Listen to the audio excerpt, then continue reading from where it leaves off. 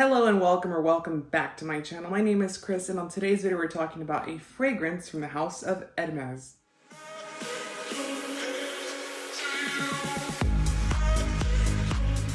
So I have done another video for the Hermessence collection. This is going to be their private range, their expensive range. This is only exclusive at their boutiques. However, I did purchase mine from Bloomingdale's, but it's technically purchased through Hermes.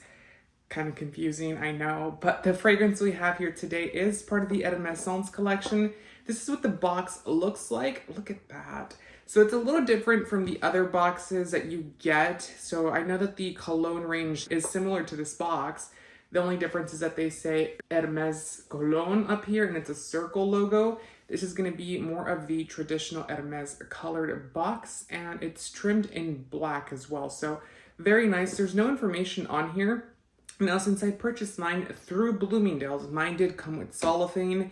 Do note that if you buy it from Hermes, I don't believe it comes with cellophane wrapped on it because this is usually how they get it at the boutiques. But anywho, this is the box, and when you open it, inside you get a little pouch, and it says H for Hermes, and it says Collection Hermessence. So it's very nice because you can actually take your bottle with you on the go. So if you're gonna travel, you can carry this with you and that is perfect. I think that a lot of brands should do this, but no one else does it. I mean, Dior does it, but they don't do it necessarily for their actual bottles. They do give you dust bags, I believe.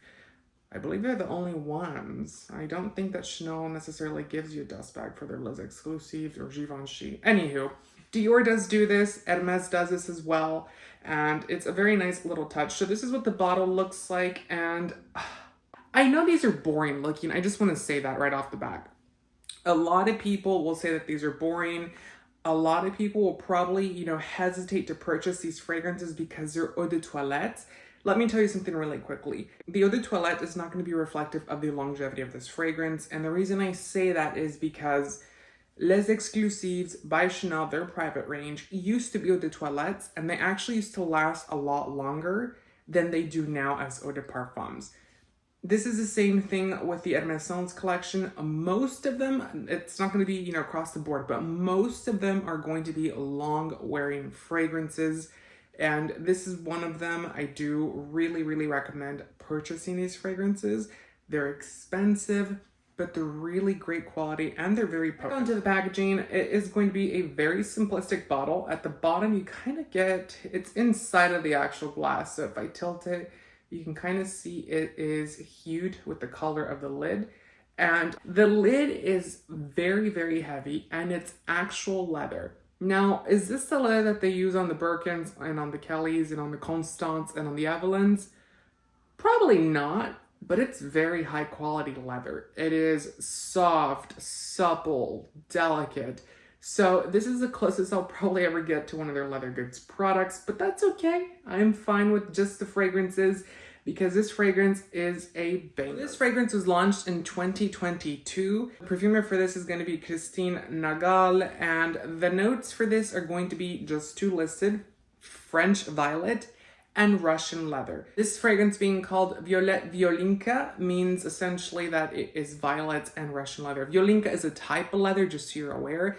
And it is a Russian leather that is very much distinguished for its aroma. It's not a bad smell, but it's a very potently leather smell. Now, Hermes doesn't use this actual leather when it comes to their actual handbags and their leather goods, at least not as a permanent product. That does not mean that they have not used it before as a limited run, but it is not a leather that they actually use for manufacturing their leather goods. But with that being said, it is a leather that is very much known and characterized for its beautiful smell. And in this fragrance, it is mixed with violets. The thing about this fragrance that I was a little hesitant about is we tend to see violets mixed with actual leather a lot. We saw in ombre leather. We also saw something similar in Tuscan leather. Cure by Yves Saint Laurent is also similar. So there's a lot of them that are violet and leather. This is different. This is a very expensive violet. It doesn't smell necessarily synthetic-y or chemically. The leather in here is also not very car-like or industrial. It's soft and supple and natural. It's very unique, and both of these actual notes mixed together create this very beautiful aroma that just lingers for a long time. Now, when this fragrance opens up, it is leather. It's expensive. I don't know if any of you guys ever smelled Ombre Leather 16 by Tom Ford back when it launched as a limited edition range for 2016. That was the best version of Ombre Leather that has ever existed, and they obviously changed it to the signature range, and then they came out with the parfum, and just, it's a mess. This fragrance kind of smells like that, but better. If that fragrance could get any better, this is what this fragrance smells like. It is not going to be heavy on the leather. I just want to say that really quickly. It's going to be more on the violet side. So it's going to focus more on the violet, and we get a very nice violet that really reminisces and kind of nods. It's not nodding to it, but it really reminds me of Misia by Chanel. And it's a very well done fragrance all around. I think that this fragrance definitely gives you an air of luxury. It's expensive, it's deep, it's rich, it has characteristics that, kind of tie it back to Hermes because of the leather goods. The beautiful thing about Hermes fragrances, and this is something that's very much misunderstood by the actual fragrance house, is they tend to be very raw with their ingredients. And what I mean by that is they kind of leave this wild, unpolished end to some of their fragrances just to give you that natural feeling to the fragrance. This one kind of has that, but this one's a little bit more refined, a little bit more polished, if you will. And it really works for this type of scent because you're not getting that very heavy, like I said, industrial leather. You're getting a very soft, supple, expensive leather. It actually reminds me more of a suede than an actual leather because it's so delicate. Even though it's a very aromatic smell, it's delicate. It's very, I don't know how to explain it. It's just so freaking good. I want to say something because of the color. I was hesitant to buy this fragrance for the color because I saw the color and I'm like, it's going to be feminine. It's going to be a girly scent. And I mean, not that I really care, obviously, look at me, but the fragrance itself is not. It is very versatile. It is very unisex. It actually works for both genders perfectly because it has two very contrasting notes. Like I said, that leather, which is going to be more masculine. We tend to associate it more with masculinity, and that violet, which is a floral note, which is going to be associated more with that femininity. Both of them mixed together just create this very non-gendered fragrance, and it's very, very refreshing to find a fragrance like that out there. If you are new to leather, I think you'll love this fragrance. If you don't like overly heavy leather fragrances, then you'll like this. And if you're kind of on the fence for violets, I actually would say this might work for you because the fragrance doesn't overly saturate you with any note.